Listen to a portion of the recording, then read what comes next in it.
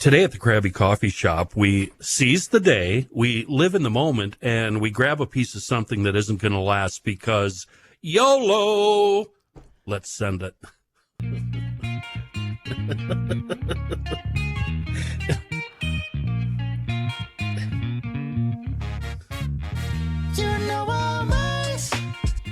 You only live once, Daniels. I don't like it.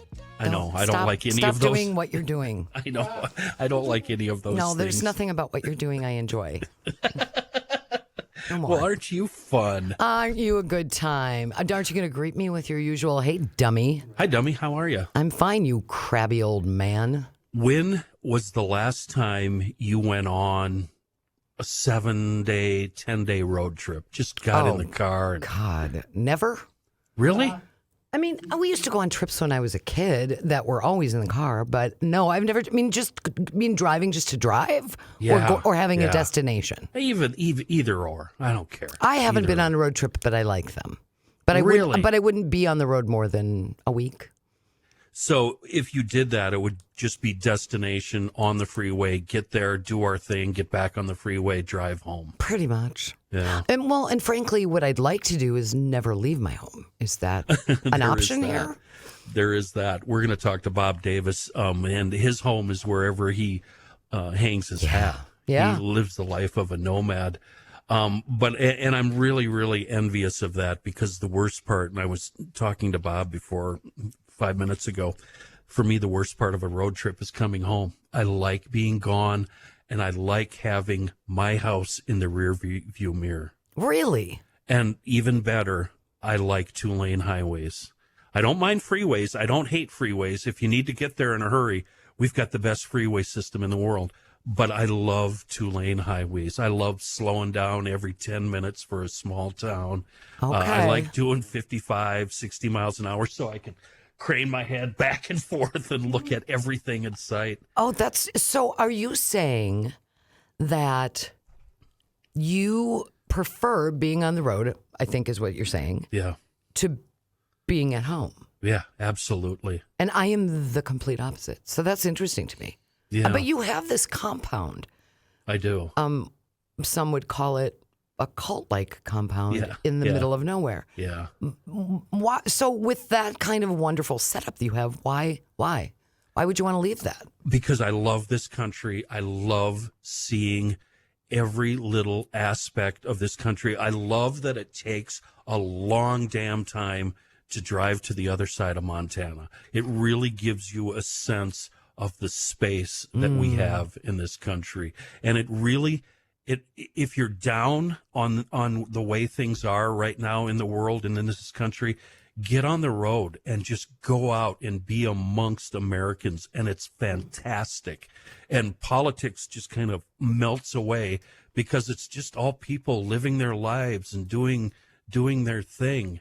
And it's just wonderful. I love it. I love driving through the Dakotas where it's flat. I love looking out and seeing what once was just prairie grass and bison. I love that. Indian lodges. I love going to old forts. Just everything about this country I love. And I think I'm almost completely done with anything east of the Mississippi. Really? Yeah. So really it's the West that you're more attracted to? Yeah. Why is that, do you think? Why not the East? Mountains, the Rocky Mountains. Okay. Yeah. There's something about having a mountain that looks like we're going to be there in an hour, and it's in 6 hours. You know what I mean? Right. And you've spent a lot of time out in the mountains. You used to go skiing all the time, as did Bob. Bob used to go to Big Sky, if I remember right. And you were down in Utah. Our soon-to-be guest, Bob Davis, was there. I've skied in Colorado, primarily Colorado, and Park City. Yeah, Park City, Utah. I love the mountains. I love the mountains. But just to be honest, that sounds like everything you're talking about sounds like not my cup of tea. Really? No, I would never. I need a home base, and I don't mind leaving it, but I always want to come back to it. And living on the road like Bob does, which is fascinating and interesting, and I can't wait to ask him questions. That holds no allure for me. Wow. None. And I travel a lot. I've traveled a lot. I have no phobia of it. I like being home. I don't understand anything We can't get about married you. then, I guess. You don't make you make no sense whatsoever. I know. I'm very inconsistent. But you like. What about your wife? Would she want to live that way? No, she likes coming home. Okay. Yeah. Right. Yeah. So So if obviously, you did that, you're on your own. Yeah, I need either that or we need to. The obvious thing is divorce. You both, I think, have been saying that for 40 years. I'm just like, It's too late. and you sometimes don't even call her your wife. You call her It's my roommate. Your roommate, right? Yeah. If I was your wife and you called me your roommate, I would strangle you in your sleep. She's your wife. She had your child. We have separate beds, so okay. Yeah. Well, that I'm in favor of. Nothing better for a marriage than if you can't do separate bedrooms, do separate beds. But the best idea would be separate residences. I was just going to say, or separate homes. Yeah. If I ever was in a committed relationship again, there is no way on God's green earth I would live in their home or let them live in mine. At the end of the night, I'd be like, okay, bye-bye now. Bye-bye. Okay. So Have a good drive. See you later. We do agree on something. Mm-hmm. All right, let's take a break and come back and talk to Bob. You ready? You got it. All right, we'll be right back.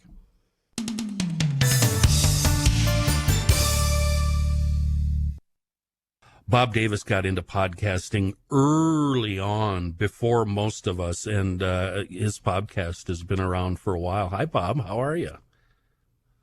Good morning. It's good to see you. It's been How you years, doing? man. Yeah, it has. You're Kenny Olson. Oh, That's me. Yeah, we worked together for a while at AM 1500. we did. It's funny because while you were talking about traveling, Yeah, Amy was looking at you slack-jawed, just like yeah. it was really funny. Yeah. She doesn't really want to be here, but we're kind of forcing her to do it. She's the only person in the building that doesn't hate me. I haven't done myself any favors at HBI. True. Well, you're not in the building anyway. You're right. There's a reason for that. They're probably like, I'm glad he doesn't work here. Yeah. Somewhere. Truer words have never been said, Kenny. Everything about what you just said is all truth. When did you start podcasting, Bob? It was right after radio, right? Well, no, it was in between. I started in 2009. Oh, wow. And Kyle will remember this. Then I got fired when I got fired from KSTP. This consultant told me that I should start podcasting. It was like, I was so mad at that guy. And then I thought, okay, I'm going to do it. And I had the guys at the Apple store were like, you want to do what? And I was like, I want to do a podcast. And I heard I can put it on iTunes. They were like, we don't know anything about that. So then they had to go find out how to do it. So we set it up. And I remember I got so frustrated. I was yelling at Kyle. Like, Kyle was doing a wrestling podcast. And I was like, if he can do it, I can do it. And so I figured it out, and then I got it on. Then when I got fired from Clear Channel, I decided that I was going to become a podcasting magnet, and I was going to sell it like local radio. So I started podcasting and trying to sell it, and I did pretty good until I started business networking with, cement layers and carpenters and, massage therapists and stuff like that. And it was like, first it was, what's a podcast? And then it was, hey, my brother-in-law has a podcast. I want to do one too. How do I do it? And I was like, yeah. I just can't do this. So then I decided I was going to go out on the road permanently and do what I'm doing. So Bob, that's it. How long have you been endlessly, and explain to people what on the road means, and how long have you been doing that? I got rid of everything. Well, it's a long story, but I have been doing it for 10 years. So ever since about 2014, I have been traveling 3 or 4 weeks at a time because I got this 2004 diesel ambulance, and it's just a beast. And so I just traveled around. And then after I think it was the beginning of COVID, I was like, I am not sticking around for this nonsense. So I sold everything, burned everything, or gave everything away. Literally, I had literally all my possessions in this truck, and Cool. and I went out on the road, and that's it. So it was 2020. And I Wow. was like, I had no, I didn't know. People were like, well, how do you nomad? And Yeah. I just thought it meant that you just kept driving, Do you just you kept have, driving. Bob, do you have like an actual home that you return to, or is this your full-time residence? No, I have a post office box. That's where I live. I Oh. was going to ask you about that. So there is a way to get mail Yeah. to you, maybe once a year. Well, I hardly ever have it forwarded. I just forward it whenever I get someplace where I'm going to be for a while, and then I forward it. But I don't get any mail. You do everything electronically, or if you do get mail, it's like, well, my sister is like, I sent you a birthday card, and it'll be like summer. My birthday's in November, and I'd be like, oh yeah, I got to get my mail forwarded. Summer, She'd be we've like, been I over don't this. understand what you're doing. What? Summer, we've been over this. I'm a nomad. I'm a nomad, Summer. Tell mom and dad I'm a nomad. So it was 2020, yeah, and it was so weird because it was like, remember that song "Everyone's Gone to the Moon"? Yeah. That's what it was like. There was you drive through towns and everything was boarded up, and Oh, it was like, weird. Yeah. Oh, yeah. There were a couple of and then I got to Arkansas, and no one was wearing masks, and no one cared in Arkansas. The South was completely, we're not wearing those damn masks. Yeah. We're not Yeah. doing that. We got to go to Walmart. Yeah. And that's so there was, I mean, I would go to national forest and be like, where do I pay? And it was like, it's closed. You just drive into the campground. So I didn't pay for a campground for quite a while in 2020. That was Wow. pretty intense. I've seen that in But small I didn't- towns during COVID, Bob, where there are certain small towns where COVID did not exist at all. There were no screens, no Florida. masks, It no didn't exist nothing. in Florida. Yeah. There's just certain little small towns, and then 5 miles away you go to another town, and you can't even get out of your car. You know what I mean? Don't even slow down, pal. Keep going. It was a weird time. So, Bob, It was weird. when you're on the road, you obviously meet people on the way, but is there anybody you stay in regular contact with outside of the people you meet on the road? Oh, I stay in contact with family members, and I come back to Wisconsin. My ex-wife lets me stay on the property, so I come up to Wisconsin every once in a while, and I stay for a month and a half, 2 months, whatever. My ex-mother-in-law, who's really still she said, I'm still your mother-in-law. She's like, when is Bob coming back? So I'll go up there for 2 months in the summer. And then what I've been doing is just trying to find places to stay long-term in the South. In the Southwest. But I am now back almost full-time. I'm now back driving, going from place to place because, and I can talk about that. I spent, I will not be going back to Bureau of Land Management long-term visitor areas because it's just, the situation is deteriorating. What do you mean by that? And What do you mean? I can talk about that. Yeah, let's explain It's- Quartzsite to Amy. She doesn't. I don't think she knows about that surreal place in Arizona. There's Quartzsite is a place where there's like 5 or 6 of these very large Bureau of Land Management campgrounds, and they're called long-term visitor areas. And they've been there since the early 80s when all the World War II and Korean War vets got RVs in the late 70s, and there were literally 300,000 to 400,000 people there. And now it has devolved into mostly people. You know how in San Diego and Los Angeles, the homeless are now buying beat up old RVs? Yeah. Well, that's what it is now. Yeah. And it's actually not good. I just came from a camping area where we had a woman who sat in her car all day and prayed to quartzes, and she had 2 kids that have not been to school for 3 years. Oh, no. And, Oh the church gave her a van, but she didn't like the van. She's trying to manifest a bigger RV. I mean, this is what you're dealing with. Wow. And I just, a lot of dope smoking and drinking. I had a friend that I met, two friends that I met at a campground just north of Sedona, and they were camp hosts. And Gene and Luis, and I ran into them at a store in Quartzsite, and they were like, "We decided to come and check it out because you talked about it."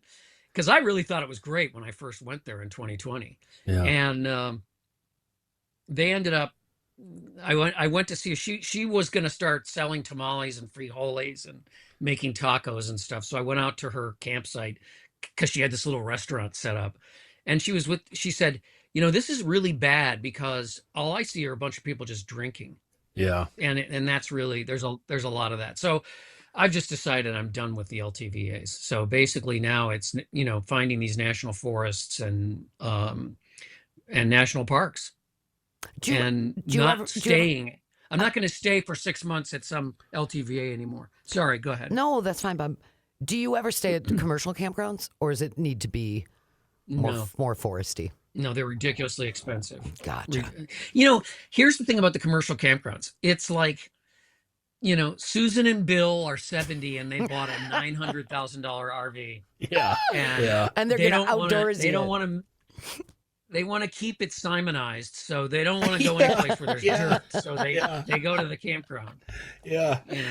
Those guys, they're from Minnesota, They're fun to watch when they pull in because it takes them about 3 hours to get set up. And then they plop down in their lawn chairs and they don't move for 6 days. They don't even do that. They go in the truck and watch television. Yeah. Oh, Bill's got to see the twins. Well, it's like you're in the Teton Mountains and you're in your stupid truck. Yeah. You spend $1 million on watching TV. It's ridiculous. I don't have a TV. Bob, what do you do? Go ahead. Honestly, what do you do with all the time? When you're not driving, what do you do? I do the podcasts. Okay. I'm podcasting. I'm doing videos. I'm editing. And you're constantly moving. You're constantly digging, pulling, opening, closing, starting fires. You're constantly doing stuff. And that's great, because if I didn't, I'd just be sitting in here watching TV. That sounds hideous. Well, I can tell you from your last... She's like, I hate this. Yeah. I hate this podcast. Yeah. I'm used to Amy hating everything I do. Yeah. Well, what can I say? I can tell you what you have to... Why are we doing this? Right. You got a haircut since the last video you released about 8 days ago. You're looking rather dapper. Thank you. I cut my own hair now. And so do I, actually, Bob. How much is it for a haircut? See, we've got a lot in common. I cut my own hair too. It's like, where am I? Yeah, but you need to trim. Well, no, don't trim the beard. What? Yeah. This is kind of a nightmare. Yeah, you guys, we're gonna go ahead. You can compare each other's haircuts, and then we'll take a break, and then we'll come back and talk he's more. doing that. I'm playing along. He's a freak. I know. I'm aware, Bob. We'll be back with Bob Davis after this.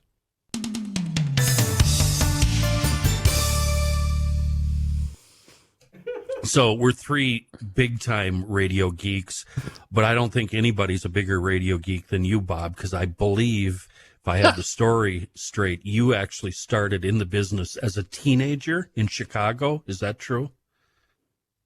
No, I was 13. Goodness. What? When I started radio. What, though? We had a high school radio station with Cool. a teacher that said, I don't see any reason why kids, high school students can't do college work.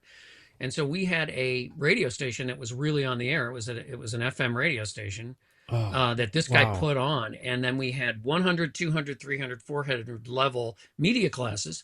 So when we graduated, there was nothing you couldn't do. I mean, I knew how to work on automation systems and the whole 9 yards. So I had my first job writing news at 15. So I started writing news and reporting at 15, and then by the time I graduated, I knew everything. So then when I went to my parents moved to Washington D.C., and I thought Washington D.C. was a small town, so I went around knocking on doors, and I got a job, and the rest is history.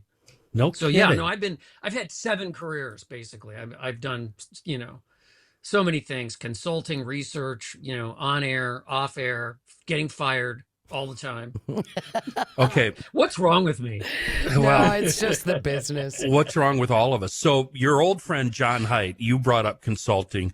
John Haidt wants to know, I'm supposed to ask you, for all the jobs that you've had in radio, where does consulting fall as far as likability? How much did you enjoy being a consultant?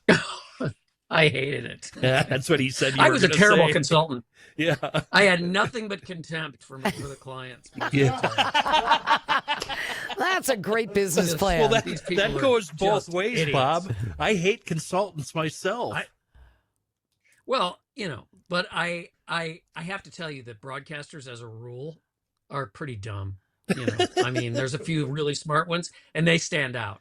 It's But true. for the most part, these people are just, and the business has changed so much since then. But no, I was definitely not cut out to be a consultant. There's no question about it. So, thank God. Ginny Morris called me and said that, and our old friend, the late Leighton Peck, said, Yeah. you ought to come up here and do a radio show at KSTP. Yeah. And I did. And the first night I was like, I'm quitting. I'm not a consultant anymore. I don't care what they pay me. This is so much fun. Oh, I'm back on the air. And, cool.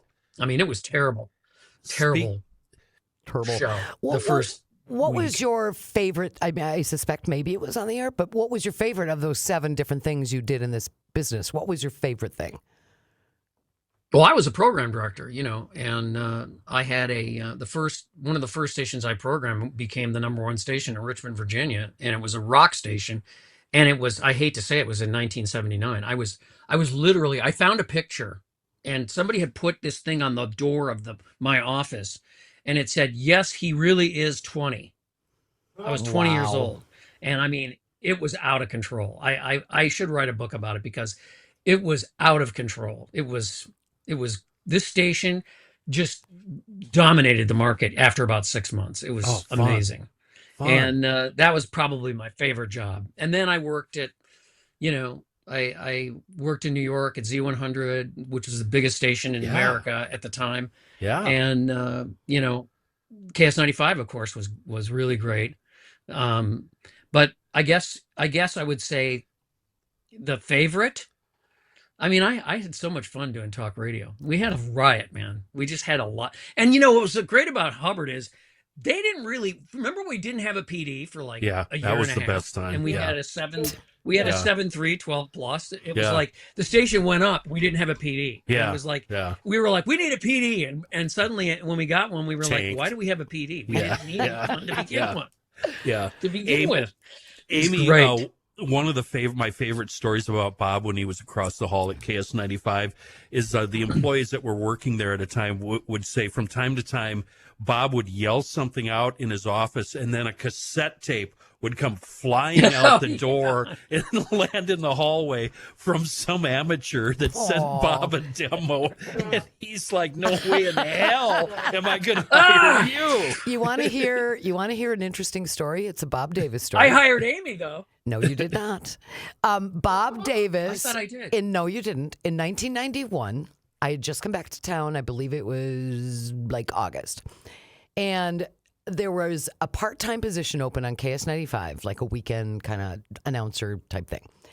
And I interviewed for the job, as did Leighton Peck. Leighton Peck ends up getting the job. Leighton goes on to become the program director, so that worked out just fine. But Yeah, he did a better job than I did. here's what Bob did. So I'm from here. I'm obviously coming home to here. I've been gone for 6 years doing radio elsewhere. So I come in, I interview with Bob. I don't really remember much of what he asked me in the interview itself, but I remember this. I'm on my way out the door of his office, and he goes, and I don't know who Bob Davis is. I mean, I just don't. I was on a different side of the country, whatever. He goes, I'm not sure you're going to get this job, but at least you'll have a cassette of yourself on KS95. Oh, because you did an on-air edition? And I walked out and She was sounded like, great. what a douche. Oh, wow. But then I fell in I love with thought him you were later. great. Yeah, I fell in love with him But I later. think what happened was, I think that Leighton was going to, I think what happened is we ended up with Leighton doing music and doing part-time on the air. But Amy sounded great on KS95. Well, and then I went to Cool 108, and the rest is history. But Bob and I actually bonded over. You had been to Pittsburgh sometime recently before you and I had talked that day, and you said, Yeah, I had programmed the #1 station in Pittsburgh. yeah, and you Adult said you station. loved Minneapolis, St. Paul, and you said the only place I like slightly better is Pittsburgh. So that's proof Pittsburgh, that we actually did meet because each they other. have Permantes. Yep, exactly. Pittsburgh has Permantes. Bob, You know what Permantes is, don't you? No. What is it? What is it? It's this place where you go. It used to open at 11 p.m. and I would go down there at 1 or 2 in the morning because I never sleep. And they make this sandwich with meat, coleslaw, and French fries on the sandwich. Oh, And gross. it's phenomenal. Oh, That Bob, sounds that sounds good. awful. Oh no. Everybody in Speaking- Pittsburgh knows Permantes. Speaking of you never sleeping, this John Haidt story, you hired him, and he loves, and he's always been thankful that you hired him and got him in the door at See, I HBI. hired John. Yeah, You did a He's good still, and he job. still works there. Yeah, and thanks John a lot, said Bob. one night he was walking up to a top hour break, and he gave the Twins score, and he said it was about 3 a.m. and the hotline rang, Yeah. and it was you. He was that guy. At 3 in the morning, hotlining John, saying, "Yeah, don't read the Twin score. Nobody cares about that." I hate the Twins. You Let me just maniac. say. Yeah, Davis, you're a maniac. yeah. You're just Yeah. a Twins maniac single-handedly destroyed KSTP AM, but that's another story. Yeah, for you're another right. day. Yeah. So here's my story, Bob. About 10 years ago, I have 2 weeks off. I'm at the farm here. It's 7 in the morning. It's 90 degrees, 100% humidity. And and I'm just miserable. And I thought, you know what? If I get in my truck right now, I can be to Mandan later this afternoon, and I can see the fort that Lewis and Clark stayed at. It took me 10 minutes to pack, got in the truck. Did they have a coffee shop there? They were closing fort? as I got there. So I don't think they They were did. like, hey, you know what? Let's stay here. There's a coffee shop there. I never go anywhere without 2 of these full of French roast coffee. Oh. I'm like you when it comes to coffee. So I do Fort Mandan, and then I think, you know what? I want to see Great Falls. So the next day I'm at Great Falls. And then the next day after that, I'm going over Glacier Park and over to Flathead Lake, and then down to 90, and then back up to 3. Where is it that the 3 rivers come together? And I just did that whole Idaho. western thing. Yeah, through Idaho and Montana, went down to the Tetons, and it was 2-lane highways the whole time. And it was a trip that I will never, and I was all alone, which means you can stop whenever you want. You can drive all night. You can get up at 3 in the morning. You don't have to go to any fudge shops. No, nothing. And it will be the best trip I've ever had in my life. It was just 2 weeks of nothing but Kenny and the road. And Ah, man. ever since then, I've Fabulous. wanted to recreate that. And you are literally living my dream right now. We were talking before we started this thing, and you're talking about all these places, and I'm like, I don't remember where I was yesterday. It's just weird because there are days when I don't remember where I was. And it's so funny to hear you talking about all these places and you remember exactly where they are. Oh, yeah. I've driven into towns from an opposite direction and go, I've been here before. I've been here before, but I have no idea when. I want to get to that point where I've forgotten where I've been. That's a goal. Because you don't need to remember it, because you're going to come in, you're going to come again. You're going to be there again someday. And that's all I do. I've been all over this country 3, 4, 5. Sometimes I cross my path. Like I'll go, oh yeah, I drove up 50 last year and here I am crossing, to the west of it or something. It's crazy. Last fall, when you were working your way back out west from the Midwest, you stopped at the battlefield, Little Bighorn. Did you plan that? Custer National Memorial, yeah. Did you plan that weeks in I didn't advance? plan it. I knew I wanted to go there. I wanted to go there. So I went there. I'd never been there, didn't know anything about it. Fascinating place, really fascinating.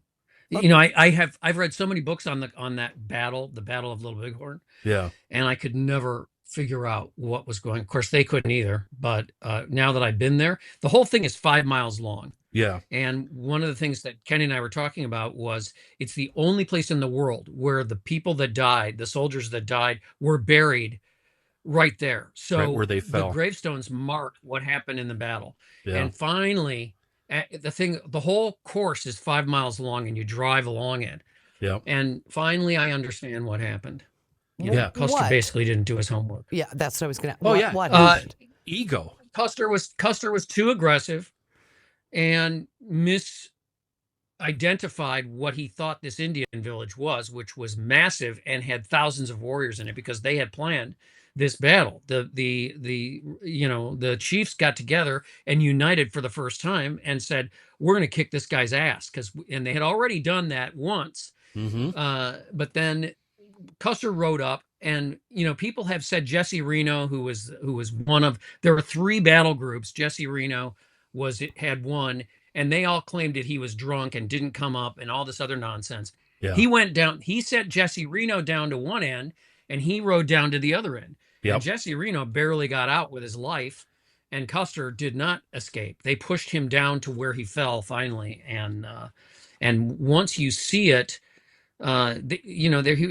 He sent word saying, you got to come. You need to bring everything up, and they rode up to this hill, and they couldn't even get to him because he was too far away, and they saw him fall. They could Yep. see the dust and everything. Yeah. But the sad part is they had Gatling guns, which Custer said, leave those. We won't need them. Yeah. Wow. If they had Gatling guns, the whole thing would have been over in 20 minutes. Yeah. Custer got what he deserved there. Seriously. Well, that's what the Indians think. Yeah. Yeah. It's a real interesting, if you read from their point of view too, which is a lot of handed down lore over the years, but it's still a fascinating read if you read from their side, because frankly, that whole battle was tainted by Libby Custer trying to prove to the world that her husband was a hero for years and years. It's always a girl's fault. Well, what the theory, the theory was that he, during the Depression of 1870 or something, Grant and Sherman had heard there was gold out there. Now, Yep. The thing that you need to understand about that whole battle was that we had signed a omnibus treaty with the Indians, Yep. which basically ceded the Dakota territories to them, and Yep. particularly the Badlands. Yeah. And Sherman and Grant sent Custer out to the Badlands and said, "Find the gold," because we were in a depression, and they figured they just needed some gold. But they said, if you find it, don't tell anybody. So Custer goes out to the Badlands and he finds gold, which is where basically Deadwood is now. Yep. But it didn't exist then. No. And what does he do? He calls the media and basically does a media tour, and the whole world suddenly went out to the Badlands. And this is hallowed grounds for the Indians. It's not, and so he had yellow hair, and they knew who he was. And the theory was that they were out to get him from the get-go because they abrogated the treaty of whatever it was, 1869, that Grant, in good faith, set with the Indians. Well, they violated the treaty, so the Indians were pissed, and all those tribes united, which they had never done before. If they had done that earlier, we would be asking permission to go into the western part of the United States because the Indians would still have it. And Bob, earlier you said that the soldiers were buried where they fell. Yeah. Because they had to be. Yeah. Why is that? Why? Because nobody would go up there. It was so remote that they just left because this other, I forget the other guy's name. Who was the third guy who actually came up late? Is it Ben? And he went into. Yes. Yeah, Kyle says yes. Benteen said, we gotta dig in because they're gonna come back for us, and they did. Yeah. But they ended up beating them off. And so then Benteen left, and they didn't go back up there for, I don't know, until the next summer. And those guys laid there for almost a year. Wow. So they still find skeletons and stuff out there, and equipment. So It's so fascinating to me that both of you guys are so. I mean, Bob, obviously, you live this lifestyle and have for a long, long time. And Kenny, you're like waxing poetic about 2 weeks of took you 10 minutes to pack. Yeah. To me, all of it sounds like sweat and fast food wrappers. Oh, well, it does. It can be that, but I eat steak and baked potatoes, and Nice. I eat. I often remark, I used to make a steak dinner and sit on my deck in St. Louis Park and look at the park, and now I'll be sitting in my chair having my steak dinner and go, well, this is just like being back in St. Louis Park. This is I may as well be home. I am home. So Amy, it's not. I don't know. What did you eat? What did you eat on your trip, Kenny? Garbage. All garbage. Yeah. Yeah. Amy, Bob, over the years since he started, since he doesn't have a home and he's become a nomad, is actually allergic to buildings now. If he stays in a cabin overnight, he breaks out into hives and gets all weird and freaks out and has to flee. Wow. And that's also a goal of mine. That's a true thing. And yeah, I most believe people who do this have that problem. I visited my friend in New Hampshire, and he wanted me to stay, and I stayed for a month. I shouldn't have stayed that long. I hate it when people do that, but I stayed for a month, and we would watch TV every night until I finally told him, you got to stop watching television, man. You got you're going nuts. Anyway, but they were always in the house. Yeah. And my eyes started watering, and I got stuffed up, and I mean, this happens when I'm in Wisconsin. I'm on the water in front of a fire. I don't stay in the house. I sleep in this truck all the time. It's perfect. And you're right next to the lake. You're perfect there. We're going to take a quick break. And they're like, why don't you? Oh, no, just I'll take a quick break. We're going to take a quick break. And then we're going to come back and we're going to talk more about, packing 2 pairs of underwear and some coffee. Okay. All right. Zip it. We'll be right back. How do you like being on camera, Bob? How do you like YouTube? I don't mind. Really? No, I like it. And YouTube, I don't. Well, when I first started the YouTube channel, I did basically, it was a vlog, and then I started producing video, and now I don't put myself on camera as much. So I'm on at the beginning, and some at the end, but basically there will be less and less of my face on the thing. I like that, and I don't like it because I would put that on during show prep, and then I would sit at a table, and I would, occasionally look over and see you. But now you're using B-roll, and it's so cool. I really like what you've done here in the last, I think, 3 episodes, maybe, where you've started using B-roll. It's really cool. I think it really works. The level, my son works for, I won't say what, but he's a producer at a major network, and he keeps telling me to get, telling me what kind of programs to get to be able to do what I'm doing. And it's a certain level of expertise that you have to do it, that, it's a tactile thing. We all of us in radio, we love to edit. Like I remember editing tape with tape and a razor blade. You'd have cuts all over your hands. Yep. Loved it. And so for me, it's a tactile thing. And I didn't think I would like video as much because it's different editing video. But now I'm like, this is great. I just love doing it. It's amazing. So, it's amazing that we can learn new tricks at 140. Bob, don't you find that it's sort of, I find that editing is sort of like meditating. You're so focused. It is. You're so focused on what you're doing that nothing else exists, because you have to keep your eye on the timing of things and where did you put that other clip, and it's very meditative.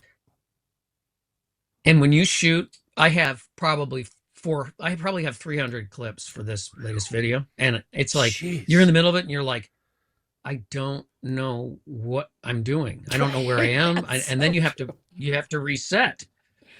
And there's just so much. I mean, this is all kind of inside baseball, but it's, this is a craft. And whether it's doing what we're doing or editing or being on the radio, it's just, there's really nothing else like it. And I don't even talk about radio anymore. I don't, Leighton used to say, I don't understand all these people in radio that do podcasts and then they want to talk about radio. Yeah. And that's but it's all the a same direct thing. quote. That's weird. Well, that's changing. Yeah. Yeah, it is. So how do you uplink it? Do you have Starlink or do you have to go find a good, strong Wi-Fi place? How do you send it out? No, I do not have Starlink. And here's the reason. Starlink is one of the things that you learn is that it's power is key. And Starlink really sucks power. So I have a friend, Robert, one of the guys in the video that you talked about, Peter Santinello. Yeah. My friend Robert built a trailer, and he put 1,200 watts of solar on the roof and 3 lithium 200 amp hour lithium batteries. He got Starlink, and he literally ran the batteries down with Starlink. And he was shocked at how quickly he ran the batteries down. So I do not have Starlink. When you are putting up a 37-minute long 4K video, you would not believe. So you go to Starbucks, and I mean, let me give you I'll just tell you one quick story. I was in Yuma, Arizona, could not find a place to upload. And somebody said Dunkin' Donuts has the fastest Wi-Fi. So I went to Dunkin' Donuts. I sat in Dunkin' Donuts for 12 hours. What? And at the last second, they turned the Wi-Fi off with about 4% to go. No. And I was like, and because you can't, once it's broken, you can't resume the download on YouTube. It's got to be one thing. So then I went back and reset at the Cracker Barrel, which is where we all end up at in Yuma. And I mean, the whole parking lot is full of broken down RVs. And I got up the next day at 8 o'clock and went in and set my computer up, plugged it in, da-da-da-da-do. And I sat in that Cracker Barrel uploading for 14 hours. I was breakfast, lunch, and dinner. Wow. And there was a lady behind me that had a nervous breakdown and threw up. And I ended up helping her and helping the manager. And they were like, "Do you want a job?" And I was like, "Yeah, I just got to work at Cracker Barrel." So 14 hours of uploading. And I get one upload a month with my data plan on AT&T, and that's pretty fast. But usually you have to find a Starbucks or someplace that has Wi-Fi that's fast enough, and you're going to be there for a while. But Amy, it's what we sacrifice for our art. Do you know about the Cracker Barrel deal, Amy? No. Tell her, Bob. Why Cracker Barrel? Cracker Barrel, most Cracker Barrels will allow RV people to stay there. And I think in their mind, it was going to be, Bill and Susan from Minneapolis with the $900,000 RV that will stay in the parking lot. Yeah. And it's gotten to the point where I was at one in South Carolina. I actually put up a short on my YouTube channel of an RV takeover of Cracker Barrel. There were so many RVs, you couldn't even walk to the door. It was insane. I don't know why, but now in Arizona, so anywhere in the Southwest Cracker Barrel, it's not Bill and Susan with the $900,000 RV. It's Richard, the guy that just got out of prison with a 97 Chevy 60 Class C with a broken door and 4 dogs and God knows what else, and 6 of his friends. Yeah, sitting at the yeah. Are they still, and people like me that are like, are they still doing that, Bob, or are they changing their policy? I oddly enough, they are not changing their policy, or people like me that come in and go, I sit down, I open up my computer, and I go, I'm gonna be here for a while. So just keep the coffee coming. That's what I was wondering when and you the were food. telling that I'm going to story. say this because when you were telling that story, I was like, how does a Cracker Barrel let a guy looks like you come in and spend 12 to 14 hours at a table ordering coffee? You've never been to a Cracker Barrel, have you? Apparently not. Yeah. I was at my first Well, no, Cracker Barrel last year. Go ahead, Bob. Go ahead. I was at my first Cracker Barrel last year. I ate 3 times. Yeah. It's the salt of the earth in the Cracker Barrel. That's the nicest way I could possibly put it. I think if you go once, it's the salt of the earth. Go if you spend 14 hours in a Cracker Barrel. I never want to go to a Cracker Barrel again. No. Kind of reminds me of when I was a kid and we'd travel on the road to like Florida and there was Stuckey's. Oh, sure. Remember I Stuckey's? remember Stuckey's. And there you could like, absolutely. it was full of the Mexican semis jumping beans. Yeah, the Mexican jumping beans, absolutely. Which turn out to be caterpillars. I'm so disappointed. What about showers? What about showers? Yeah. Well, the best showers are at Love's. If you get a Truck new stop. Love's or a new Pilot, you get. I used to go and do yoga and take a shower, but then the problem with the yoga places is they're not like Core Power, where it's like a brand new shower and stuff. There's like an old shower curtain and a mildewed floor, and it's like you just got finished doing hot yoga and you have to go into the shower and you're like, ew. Sometimes the campgrounds have great showers. Oh my God! If you get a good state campground or national parks have showers. Your lifestyle gives me you don't take as many anxiety. showers. You would get a lot. You don't. I mean, I know people that have not taken a shower for like 8 months. In the desert, now you put your water thing out, and it literally Warms will be up. boiling. Yeah. And I will. So this is what you do, especially if you're all alone. You wait till dark, and you go out there naked, and you pour the hot water in a bowl, and you just pour it. It's better than a shower. It's great. You just pour water on yourself and wash and everything else and hope nobody sees you out there, but at some point when it's 110 degrees, you don't really care if anybody sees you because it's the only. I got to Arizona on something like the 5th of September last year, and it was 114 and I was out in the desert. It was 114, 15. I remember. And that. all you can do is just pour water on yourself every 5 minutes. Wow. And then after a while, you can't drink enough water. And I started, like, I wanted to take a nap. And then I realized they take 5 or 6 people out of those deserts around Quartzsite a month in the summer, dead. Because what they do is they get overheated, they get dehydrated, and they lay down and they go to sleep and they don't wake up. So I went and got myself a 6-pack of Powerade. And once I started drinking the Powerade, I was like, this is great. But you lose all of you have to have salt. Mm-hmm. If you don't have salt, you got to have electrolytes. Bob, give us your give people who are listening your particulars. What's the website? Where can they find you on YouTube? At Bob Davis Podcast at YouTube, and thebobdavispodcast.com. That's Excellent. where you can find the podcast. But the .com thing is becoming one-dimensional now that I've been doing YouTube. I just love YouTube. It's pretty cool. It's taking over the world, too.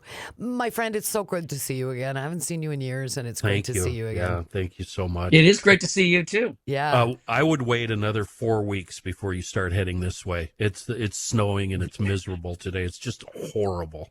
So wait a little I don't while. even think I could get over the mountain.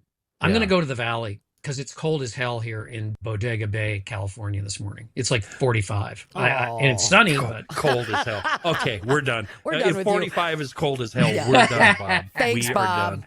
Thank you Bye. so much, Bob Davis, and thank you, everybody, for listening to the Krabby Coffee Shop.